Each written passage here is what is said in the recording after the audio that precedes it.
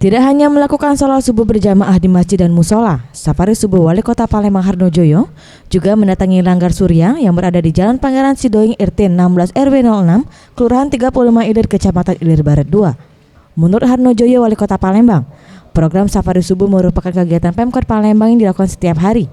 Dengan melaksanakan sholat subuh berjamaah, dengan kegiatan ini ia dapat menyerap aspirasi dan permasalahan yang ada di masyarakat, serta segera melakukan tindakan dan solusi untuk penyelesaian permasalahan tersebut. Seperti harapan kita, ya, penuh sesak sampai mulut keluar. Nah, mudah-mudahan tidak hanya dengan kedatangan kami ini, tetapi ke depan sholat subuh di musola ini akan terus ramai seperti ini harapannya.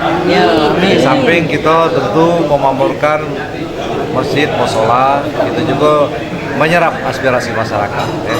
Tadi ada beberapa hal yang disampaikan terkait dengan rencana baik mengenai musola ini maupun tadi permintaannya ada buat tanggul, ya, tangga yang ke arah Sungai Musi, ya, yang biasa kan digunakan sebagai tempat bagi masyarakat kalau kekurangan air, ya, jadi bisa untuk masuk ke Sungai Musi.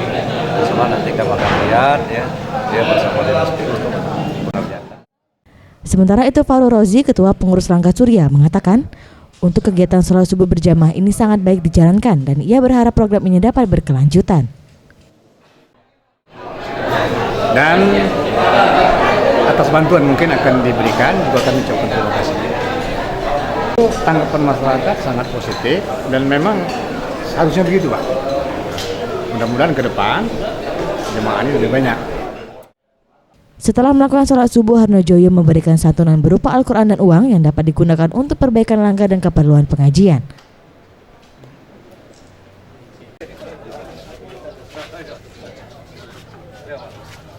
Para Satria, Sriwijaya TV.